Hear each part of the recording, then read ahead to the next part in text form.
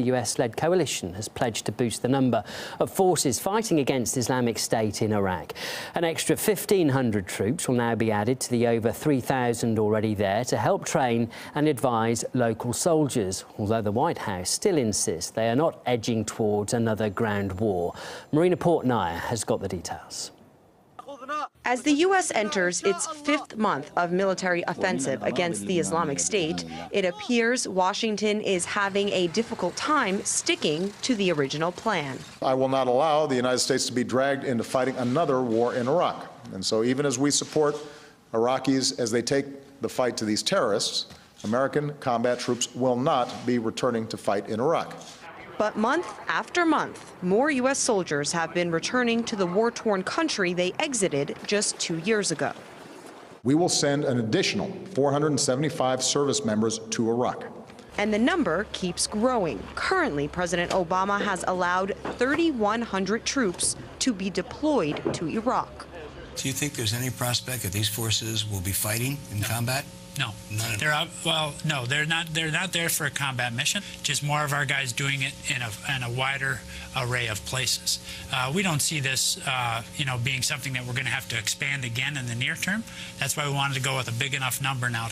The slow expansion of war aims, terrain, and scope is what's otherwise referred to as mission creep. And some critics say even that description doesn't go far enough to describe what's happening in the U.S.-led campaign against the Islamic State. This is not mission creep, this is a mission sprint. They are moving very, very quickly to expand the U.S. engagement in this new global war on terror. The escalation of fighting in Iraq is already turning this into a broad global war on terror that is very centralized in the expanded Middle East. This is no longer, if it ever was, simply a war in Iraq. This is now a war throughout the region.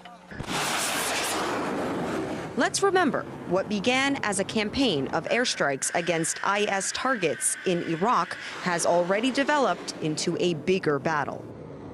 I've made it clear that we will hunt down terrorists who threaten our country wherever they are. That means I will not hesitate to take action against ISIL in Syria as well as Iraq. This is a core principle of my presidency. If you threaten America, you will find no safe haven.